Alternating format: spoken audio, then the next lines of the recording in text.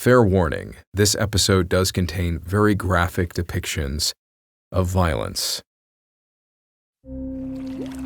噂を聞いたか？桑の水を飲もうとして引きずり込まれた男のさを。いや、彼は戻ってこなかった。 One of the worst things that can happen to any warfighter is wet boots. Long patrols through various terrains are bad enough, but then your feet get wet and stay wet for the next several hours, maybe even days. There really is no way to explain that kind of misery, knowing that you have to keep moving, and you're not going to get time to sufficiently dry them out, and your feet are basically just going to rot.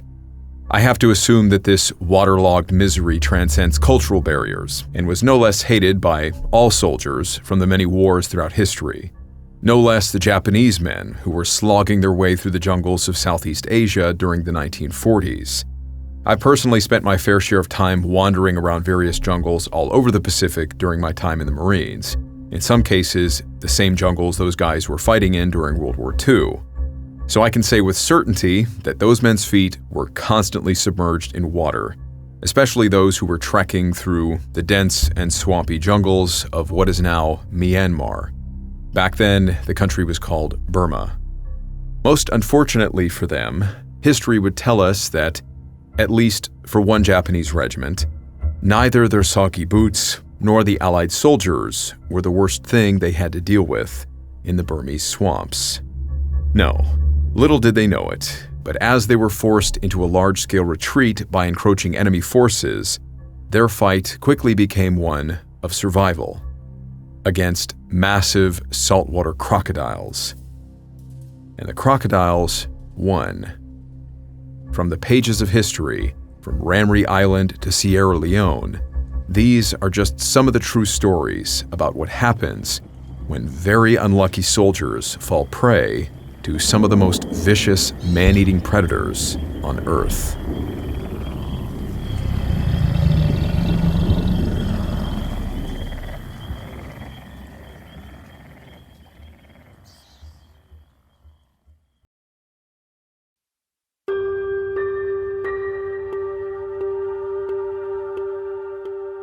During the second half of the 19th century, the so-called Scramble for Africa was underway. Despite being neglected by the competing imperial powers for much of the 1800s, the discovery of valuable raw minerals such as rubber, diamonds, coal, and iron ore prompted a surge in European colonization of Africa. With little regard for the native African populations, France, Belgium, Germany, Italy, Portugal, Spain, and of course the British Empire rushed to establish their rule over portions of the continent. In 1870, Europeans controlled a mere 10% of African territory. By the beginning of the 20th century, that figure had risen dramatically to over 90% of the continent being claimed by European rule. In the 1890s, the British began making moves to better solidify their hold on the East African interior, hoping to connect their resource-rich territories in Uganda to ports located in the Kenyan city of Mombasa. Now, Africa is massive, so given the distance between the African interior of Uganda and this vital coastal city of Mombasa, this would be no small feat connecting them, and would require one of the most expansive railway networks yet seen on the continent. The British began construction on the railway line in 1896, transporting thousands of laborers over from India to supply the large workforce. Progress on the railroad was slow from the start, with many workers dying due to the hazardous working conditions and exposure to the unrelenting African sun. But in spite of all this, the British-run Ugandan Railway Committee continued to push forward with the project. 2 years later, the railroad had finally made it into Kenyan territory, arriving along the banks of the Tsavo River in 1898. In order to progress any further, a bridge across the Tsavo needed to be constructed. At the urging of their colonial employers, the workers begrudgingly got on with the task. Having been brought in to oversee the timely completion of the bridge was a young British officer by the name of Lieutenant Colonel John Henry Patterson. Born just outside the town of Ballymahan in County Longford, Ireland in the year 1867, Patterson spent much of his early years in the outdoors, hunting small game and practicing his marksmanship. When he turned 17, it was then no surprise to his family and friends that he chose to enlist in the British Army. Patterson was a good soldier and a reliable leader, rising quickly through the officer ranks, soon finding himself stationed in British-controlled India. Surrounded by so much unfamiliar terrain, when he wasn't busy with his military duties, Patterson began spending much of his downtime exploring the exotic Indian wilderness. Because of his early experiences with tracking and hunting the many small rodents and birds back in Ireland, Patterson now found himself feeling a bit adventurous. Bold as he was, he wanted to try hunting something more exciting: the most dangerous predator in India, the Bengal tiger. Evidently, Patterson did eventually become very efficient in tracking and hunting even these animals. After he was transferred to Kenya with his new assignment overseeing the Tsavo bridge construction, in spite of the swath of new jungles and savannas to explore, Patterson was disappointed. With thousands of workers on a tight deadline and Arab slave traders operating in the area, he realized there would likely be little time for exploration or hunting. But if Patterson had arrived in Africa hoping for some excitement, he wouldn't have to wait long. Being unfamiliar with this new area, neither he nor the Indian workers realized that they were already being hunted themselves.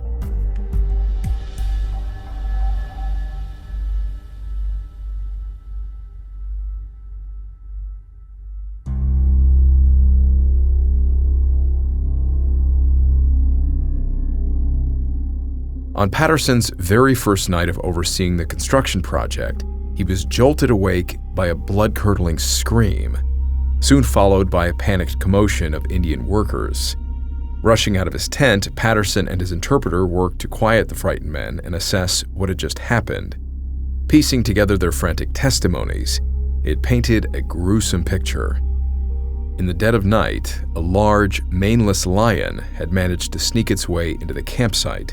In a brazen attack, the animal had dragged one of the defenseless Indian workers out from his tent.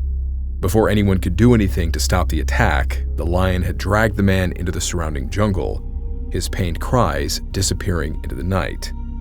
His body, what was left of it, was found the next day, barely recognizable. Now, lion attacks were not that common, nor were they expected, especially considering the amount of zebra and wildebeest and other animals more commonly preyed on by lions seen wandering the area. So as horrible as it was to think their campsite was now being targeted by a man-eating lion, Patterson had hopes that it would be the last they would hear of it. Unfortunately, the lion would return the very next night, and then the next, and many more nights over the following weeks. As the death toll climbed, Patterson soon realized there had to be at least 2 lions stalking them, if not more. The railway project was difficult enough, with the hot days and chances of injury. Now the men had trouble even getting some rest, fearful of being dragged off and ripped apart in the middle of the night. The blood-curdling screams of their fellow workers seemed to echo in their ears every time they closed their eyes. There was an interval of several months when the attacks ceased, but word began trickling in from other nearby settlements of similar lion attacks. And when the lions finally returned to the railway camp, the attacks only seemed to intensify, with almost daily killings. Patterson ordered that large bonfires be constructed and kept burning through all hours of the night. The workers also constructed crude fences made from whistling thorn trees, the sharp spikes hopefully providing some additional defense to stop the lions from entering their tents. But both of these measures failed. The lions simply ignored the fires and leapt over the thorns or clawed their way through them. Patterson noted that early in their killing spree, only 1 lion at a time would enter the inhabited areas and seize victims. But later, they became much more brazen, entering together and each of them seizing a victim. As the attacks mounted, hundreds of workers began fleeing from Tsavo, halting construction on the bridge. And at this point, colonial officials began to intervene. The lions didn't discriminate. According to Patterson, one district officer named Mr. Whitehead was attacked by one of the lions after arriving at the nearby Tsavo train depot in the evening. His assistant, Abdullah, was killed, while Whitehead escaped with 4 deep claw lacerations running down his back. In spite of the dangers, the bridge project had to continue. But after months of being relentlessly stalked and watching their friends be ripped apart, the workers who fled the site refused to return to work unless something was done about the lions. What's more, Patterson soon found that the laborers were every bit as furious with him as they were with the man-eaters. The Indian men were a superstitious bunch, and since the attacks seemingly coincided with Patterson's arrival, some Indian workers considered him a bad omen. They were saying he was responsible for bringing two evil spirits, in the form of lions, to feast on the living. With nothing else to do for it, perhaps even hoping to clear his good name of such rumors, Patterson grabbed his rifle.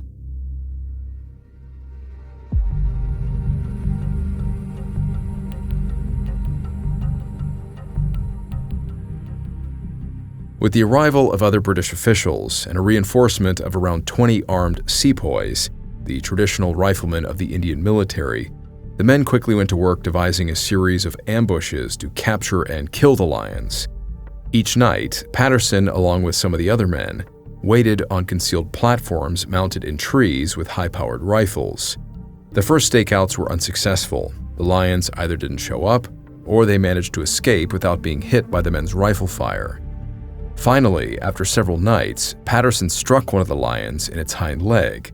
It quickly took off into the jungle, but eventually returned, and now it seemed completely disinterested in the bait. Either the animal simply chose to stalk Patterson by coincidence, or it knew that this man in the tree was the one who had injured him. Looking back on their experience with it, they said it was as if the lion had a personal vendetta. Even before they had started hunting them, Patterson remarked that the levels of aggression displayed by these lions were unlike anything he'd ever seen, including his encounters with tigers. Fortunately, before it reached the tree, Patterson spotted it slinking through the high grass toward him. He took aim and fired, striking it in the shoulder. The lion dropped instantly, the bullet having passed through its heart, but the second lion still remained at large. The men then waited till daylight to inspect the lion that Patterson had killed. It was a male, nearly 10 feet in length from nose to tail. It took 8 men to carry the body back to camp. About 20 days later, the men finally had another chance at the second lion. Using a goat as live bait, Patterson lured the animal into a kill zone. Again, he managed to strike this lion with a single shot, before it then took off, having suffered only a minor injury. After another 11 days of failed attempts, the hunters finally managed to shoot the animal 2 more times. But compared to the first, this lion was much harder to take down. In spite of its injuries, it managed to escape again. The night following their last 2 successful shots, the lion would reappear. As with the first lion, it also now ignored the goat and instead began sprinting towards Patterson's tree.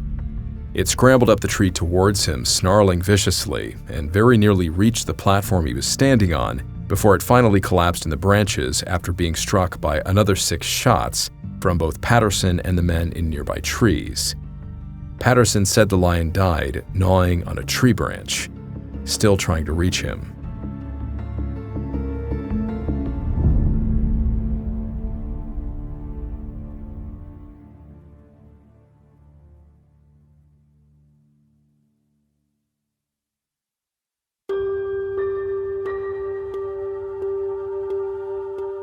With the 2 maneless lions now dead, the British officials managed to regroup their Indian laborers.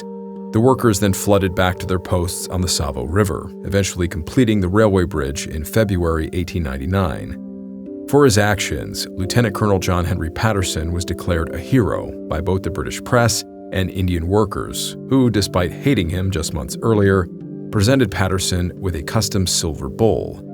On it, an inscription said, "Sir, we, your overseer, timekeepers, mistaris, and workmen, present you with this bowl as a token of our gratitude to you for your bravery in killing 2 man-eating lions at great risk to your own life, thereby saving us from the fate of being devoured by these terrible monsters who nightly broke into our tents and took our fellow workers from our side. In presenting you with this bowl, we all add our prayers for your long life, happiness, and prosperity. We shall ever remain, sir, your grateful servants, Babu Purushottam Herji Parmar, Overseer and Clerk of Works, on behalf of your workmen. Dated at Tsavo, 30th January, 1899. Of all the accolades and trophies Patterson had won during his military service throughout the years, he said that he treasured that humble bull more than anything else. Over the last 120 years, the story of the Tsavo man-eaters has risen to nearly mythological heights, inspiring numerous books and no less than 5 Hollywood film adaptations. With the story being subjected to so many retellings and dramatizations, certain details have tended to become a bit distorted. For many years, the number of deaths attributed to the 2 lions has varied dramatically, with Patterson himself claiming that the lions killed as many as 135 people. Many experts claim that the number of Indian workers killed was likely far lower, at around 28 to 31 victims. But Patterson said there were also many African workers who had been killed, but were left unaccounted for. With this in mind, combined with the known eating habits of the maneless lion, researchers have speculated that a death toll as high as 70 could be possible. The underlying question is what made these lions such voracious man-eaters? Lions do typically stick to usual prey, like zebras and wildebeests. Scientists have speculated that a regional outbreak of cattle plague might have devastated local animal populations, leaving the lions without a primary food source. Others have suggested that the violent Arab slave traders may have indirectly contributed to the lions' new preference for human flesh. During his time at the Tsavo River, Patterson said he saw many shallow graves and poorly buried bodies left behind by these roaming Arab gangs. The lions, seeing an easy meal, would quite possibly have scavenged the fresh corpses. At least a few experts experienced with the African ecosystem have suggested that those 2 male lions were likely elderly and possibly had resulting tooth decay. This would mean they were unable to hunt their normal prey.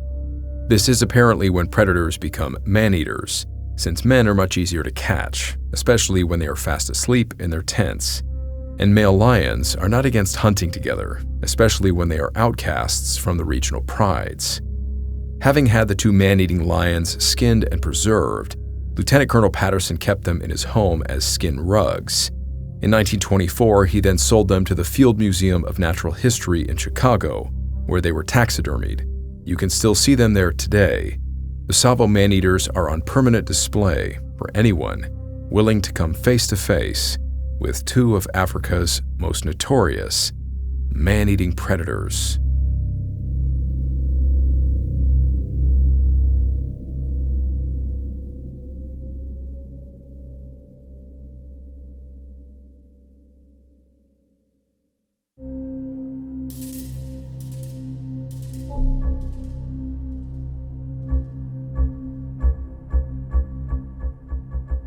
In the words of Lieutenant Colonel William Albert Waitman, a British Army veteran of World War II's Pacific Theater, "The jungle can be your friend and it can be your worst enemy, depending on time, place, and circumstances."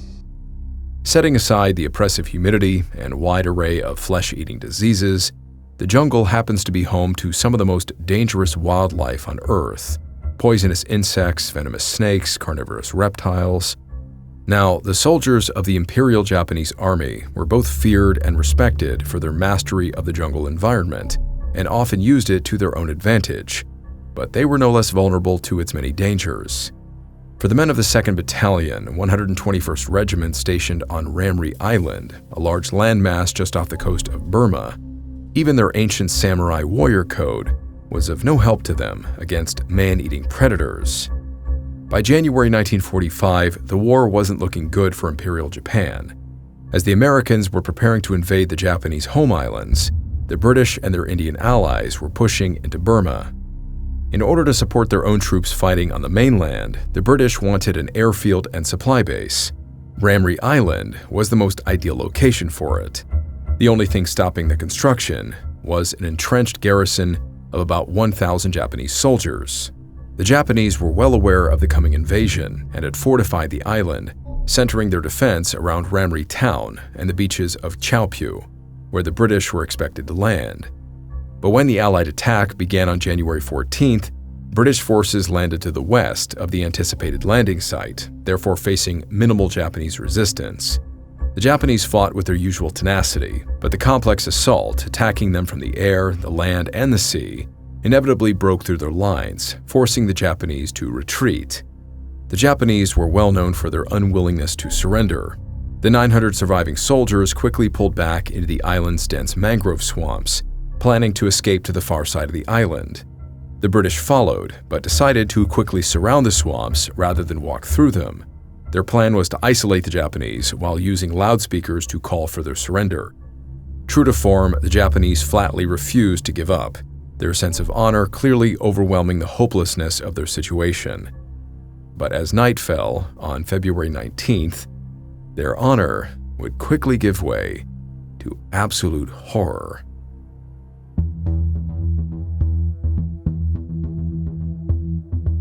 At some point during the night, British troops standing watch on the outskirts of the mangrove swamps were startled by the sounds of men screaming. Rifle shots started flashing in the darkness. The increasing screams and thrashing of men in the water was unlike anything the battle-hardened troops had ever heard. Bruce Stanley Wright, a soldier who was an eyewitness to the event, would later write about the massacre. That night was the most horrible that any member of the ML crews ever experienced. The scattered rifle shots in the pitch-black swamp, punctured by the screams of the wounded men crushed in the jaws of huge reptiles, and the blurred worrying sound of spinning crocodiles made a cacophony of hell that has rarely been duplicated on Earth. At dawn, the vultures arrived to clean up what the crocodiles had left. Capable of growing up to 20 feet in length and weighing in at over 4,000 pounds, the saltwater crocodile is said to have one of, if not the most powerful bite force in the natural world. Combined with its jaws lined with jagged teeth, it's more than enough to crush any bone in the human body. Similar in tactics to the alligator, but far more aggressive, saltwater crocodiles hunt by ambushing their prey, quickly dragging their victims underwater. Caught in the jaws of the crocodiles, Japanese men did not die quickly. They either drowned in the muddy water or felt themselves being twisted around as the crocodiles began their death rolls, tearing away flesh and limbs. What's more terrifying is that saltwater crocodiles are known to work together with group hunting strategies, particularly when attacking large groups of prey. The unfortunate Japanese regiment really did find itself facing an army of another kind. Standing helplessly in waist-high water in a pitch-black swamp, the rest of the night and the following days was, as the British soldiers said, a living hell.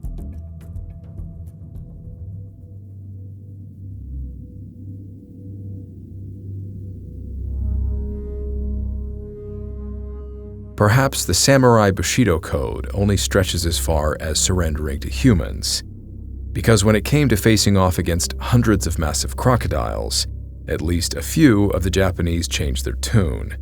But since the crocodiles were not about to take any prisoners, they surrendered themselves to the Allied troops, and no one could really blame them, considering the nightmare they were living in. Little by little, the surviving Japanese men began emerging from the swamps, looking starved, diseased, wounded, and badly dehydrated. Having listened to the carnage for days, the British men were no less chilled to see how few of the Japanese actually survived. Of the 900 Japanese soldiers who had retreated into the swamps, only 20 ever came back out. The rest were either eaten alive or died from exposure. In reality, the actual death toll remains undetermined and is often debated, but the Ramree Island incident maintains a very grim placeholder in the annals of war history. According to the Guinness Book of World Records, the event maintains the unenviable distinction of having the most human fatalities in a crocodile attack. Of course, awful as it is, we all hope that this event keeps that record.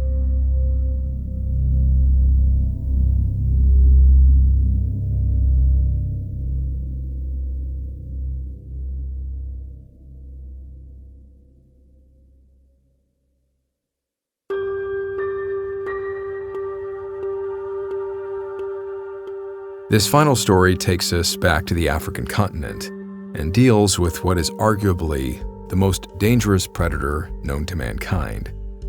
Nestled on the West African coast, the country of Sierra Leone was devastated by civil war throughout most of the 1990s. Led by a man named Fonde Sanko, the Revolutionary United Front launched a nationwide offensive to topple the Sierra Leonean government. While the RUF saw itself as a revolutionary movement advocating for social justice and equitable resource distribution, particularly concerning the country's diamond wealth, the war quickly devolved into a series of tit-for-tat atrocities committed by both rebel and government forces. Instead of winning the hearts and minds of the civilian population, both sides embarked on a campaign of terror against the innocent lives they were claiming to protect. Of the many war crimes seen throughout Sierra Leone's civil war, mass killings, mutilations, torture, and sexual violence were widespread. As both federal and RUF troops engaged in this senseless bloodshed, they also adopted the awful practice of conscripting small children, some as young as 7 years old, into the ranks of their armed forces. While militias loyal to the federal government were most certainly pressing children into service, it was the RUF's more aggressive approach to child recruitment that drew international condemnation, seeing impressionable young boys and girls as the perfect candidates to absorb their radical ideals. RUF rebels would forcibly take the children from their families, then plunging them into a world of cruelty and violence. Through endless beatings, threats, and psychological manipulation, the RUF hoped to inspire rage in these children, which was enhanced by pumping them full of alcohol and various strong painkillers, drugs, and amphetamines.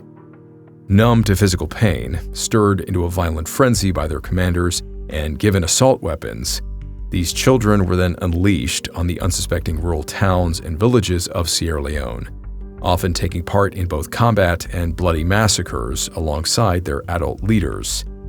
Over the course of the decade-long conflict, it is thought that at least 80% of the RUF's combat units were comprised of children aged 7 to 14 years. During the conflict, many humanitarian groups from all over the world began pouring into Sierra Leone, helping thousands of displaced persons with everything from food, shelter, medicine, and resources to track down their missing loved ones.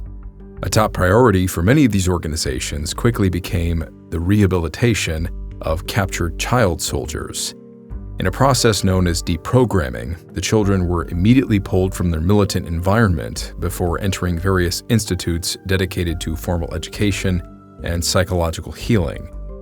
Unfortunately, many of these children held on to their violent tendencies, often made worse by post-traumatic stress and withdrawal symptoms as aid workers attempted to get them off various substances. As the teachers and psychologists encouraged the children to open up about their experiences, and they began recounting stories of gun battles and massacres, the children also began mentioning something even more gruesome.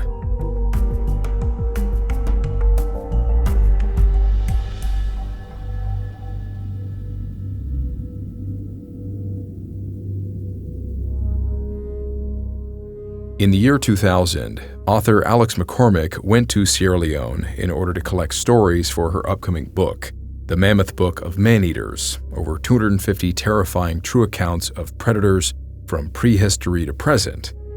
Hoping to learn more about the supposed man-eaters of Sierra Leone, McCormick was introduced to a teenage boy named Francis.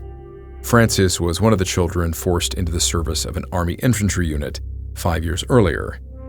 Through tears and the gentle reassurances of his psychologist, he told McCormick about one particularly horrifying experience. Shaking with terror at the recollection, casting nervous glances over his shoulder and at the psychologist who had been deprogramming this boy soldier. He said he had been press-ganged into an army infantry unit as a sort of servant when it overran a position held by Sanko's Revolutionary United Front. "We were starving," Francis whispered, tears in his eyes, pleading for a form of compassion he could not find for himself. The huts all around were burning. A few of the rebels were killed and the rest ran away, vanished into the bush. We were so hungry, so hungry. We saw that they had left a pot of food on their fire. There was hot tea too. We were so hungry, he sighed. It was good food. I had not eaten like that for months. Not since I was taken from my home and made to join the army. It was really good. I dug down for more meat with my knife. When I pulled it up, a hand hung from it. A human hand. At that point, Francis collapsed forward, shivering, as if he had suddenly been seized by a bout of malaria. Around us, flies buzzed in the stunned silence. While acts of unrestrained brutality were common on both sides, it was now clear to McCormick that certain RUF and government factions had developed a terrifying reputation for cannibalism. While verified reports of the practice are hard to come by, the sheer amount of eyewitness testimony from both civilians and combatants seemed to make it very credible. One of the groups often mentioned as having a taste for human meat was that of the Geo tribesmen. As mercenaries fighting on behalf of the RUF, the Geo, native to neighboring Liberia, were known for two things: brutality and ritualistic cannibalism. Drawing inspiration from their warrior traditions, the Geo mercenaries would regularly eat the flesh of their enemies, believing that they would acquire the strength and courage of the men they were eating. This practice was apparently so common among the Geo people that markets in the remote Liberian jungles were said to sell dried pieces of human meat. Even the bodies of recently deceased people weren't spared, with families being said to have to guard their burial plots to ensure their loved ones weren't dug up and thrown into the cookpots. But the Geo weren't the only man-eaters in Sierra Leone. In another instance, witnesses described seeing Kamajor militiamen, loyal to the federal government, cutting out the hearts of their enemies in the heat of battle, and later roasting and eating the hearts in a display of dominance. Working as a photojournalist for Human Rights Watch, Corinne Dufka also recalled numerous tales of cannibalism, one of which was also conveyed to her by a young child soldier. There was one demobilized child soldier who gave me a detailed description of how they caught Ecomog soldiers, West African peacekeepers, during the January 1999 offensive, then tying them up and cutting out their livers. He described to me how they cooked them. I've heard it from enough people that I tend to believe it. According to the anonymous child, everyone within the unit was expected to take part in the cannibalism. After a while, consuming human flesh became as easy as eating any other meat, with some even scrambling to fight over the best bits. In 2000, the United Kingdom would formally intervene in the country's civil war on the side of the government, fully dismantling the RUF by 2002 and ending the war that had claimed over 70,000 lives. Despite the occasional flare-ups of regional conflicts, Sierra Leone is largely at peace. However, the war scars still run deep. While far from being the bloodiest conflict on African soil, the sadistic violence and cannibalism seen during the Sierra Leonean Civil War are a stark reminder that the world's most dangerous predators are, and always will be, humans.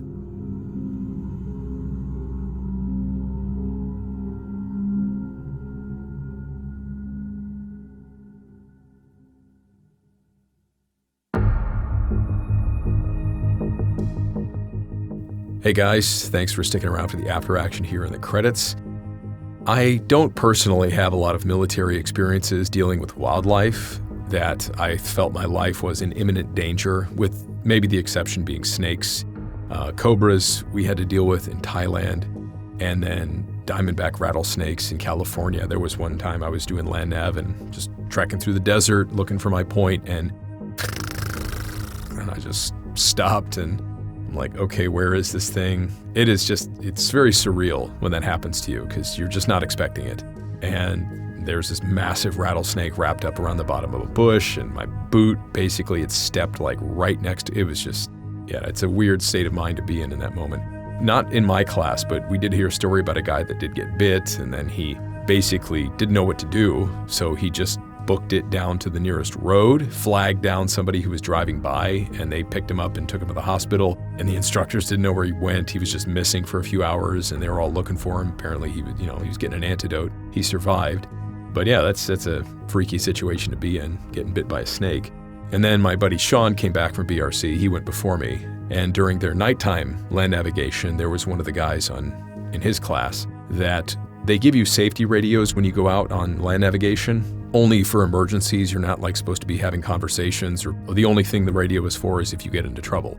And it's the middle of the night. They don't give you any night vision for these iterations, and you have a flashlight, but you're not supposed to turn it on for light discipline. Well, this guy starts radioing up, and they're just push-to-talk, open frequency band radios, like everybody can hear what he's saying. And he's like, something's following me.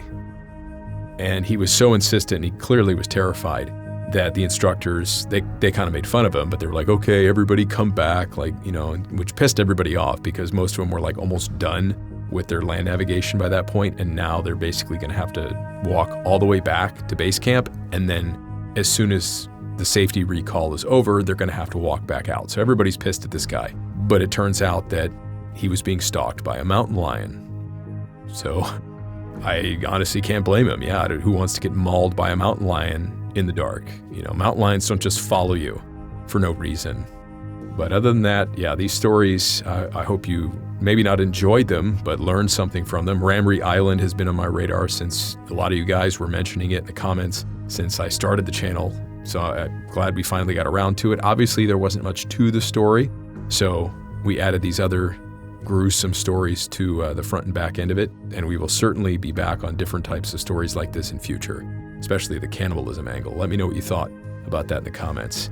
As always, thank you to both my patrons, my YouTube channel members, and everybody who supports the channel, buying a t-shirt, making a donation, whatever you guys do, even just watching the video, sharing, liking, all the interactions you guys give to the channel. It is sincerely appreciated. Thank you so much. May God be with you, no matter what you are dealing with, and I will see you in the next episode.